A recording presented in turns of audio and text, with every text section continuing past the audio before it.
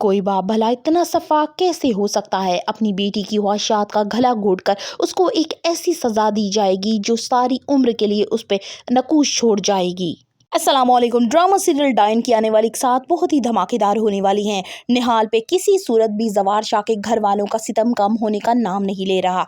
यहाँ जवार शाह जान तो चुका है कि उसके बहनोई जो है वो निहाल पे गलत इल्जामात लगा रहे हैं। उसने सच जान भी लिया है, लेकिन उसके बावजूद भी वो निहाल का साथ अच्छे तरीके से नहीं देता, जिसके बाद वो आमिर के शिकंजे में फंस जाती है। शबाब कहती है कि अगर उसने इतनी बड़ी कुर्बानी दी है, अपनी मोहब्बत को किसी और की झोली में डाला है, तो उसके पीछे एक मकसद है, वो सिर्फ वारिस का, क्योंकि वो नहीं चाहती कि ज़किया और फौजिया के जो बेटे हैं वो इस खानदान के वारिस बने। वो चाहती है कि जवार शाह की खुद की औलाद इस खानदान की वारिस हो।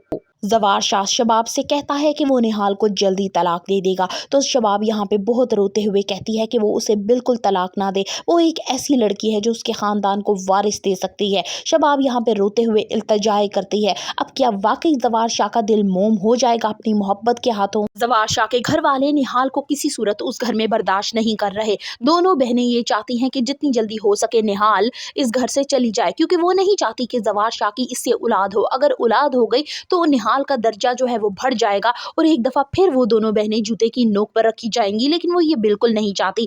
यहाँ पे दोनों के मियाँ जो है वो बहुत ही ज्यादा या करप्टेड माइंड दिखाए गए हैं। वो निहाल को बहुत ज्यादा परेशान कर रहे हैं। जावेद जो है वो चोरी खुद करता है, लेकिन इल्जामात जो है वो निहाल पे लगाते हैं और उसकी बीवी और फौजिया जो है वो आकर थप्पड़ों की बौछार कर देते हैं निहाल पर।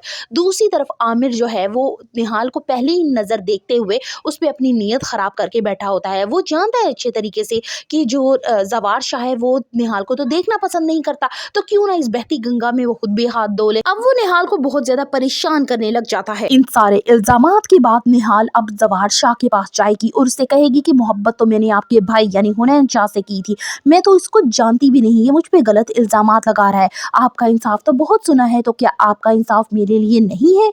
फिलहाल जो है वो दोनों बहनों की पोजीशन निहाल के मुकाबले में बहुत ज़्यादा स्ट्रोंग है, लेकिन आहिस्ता आहिस्ता जैसे ही जवार शाह को निहाल की असलियत का और उसकी मासूमियत का पता चलेगा, वो उसकी तरफ अट्रैक्ट होना शुरू हो जाएगा और वो दिन भी आ जाएगा जब निहाल से जवार शाह की औलाद हो जाएगी। बच्चे के आ जाने के बाद जहाँ जवार शाह की नज़र में निहाल की अहमियत थोड़ी बढ़ जाएगी, वहाँ पे वो अपनी बहनों और बहनोइयों को थोड़ा सा जब इग्नोर करेगा तो ये चीज़ उनसे बर्दाश्त नहीं होगी। वो चाहेंगे कि जितनी जल्दी हो सके अब निहाल इस घर से यहाँ से चली जाए, या चाहे इसको हम रातों रात गायब करवा दें और ये इल्जाम उस पे लगाएं कि ये अपने किसी आशना के साथ भाग गई है।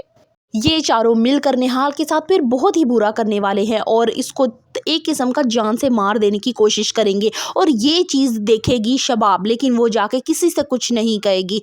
फिर कैसे निहाल की वापसी होती है, कैसे निहाल यू टर्न लेती है और इन सब से इंतकाम लेती है, कैसे इस घर में मुकम्मल साथ इसका नूरी देती है, वो आइंदा आने वाली एक साथ में देखा जाएगा। निहाल का फ़ायदा अगर शबाब को होने वाला है, यानी उससे औलाद होने वाली है, तो दूसरी तरफ ज़किया और फौजिया को भी होने वाला है, क्योंकि उसके थ्रू ही वो शबाब को इस घर से निकाल सकती हैं।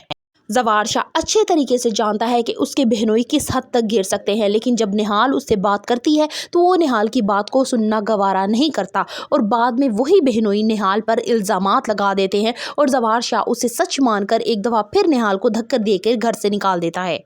ड्रामा दिन ब दिन बहुत ही ज़्यादा सनसनीखेज होता जा रहा है। अब कैसे निहाल खुद को जावेद और आमिर की साजिशों से बचाएगी और जवार शाह को ये बताएगी कि वो बिल्कुल बेकसूर है।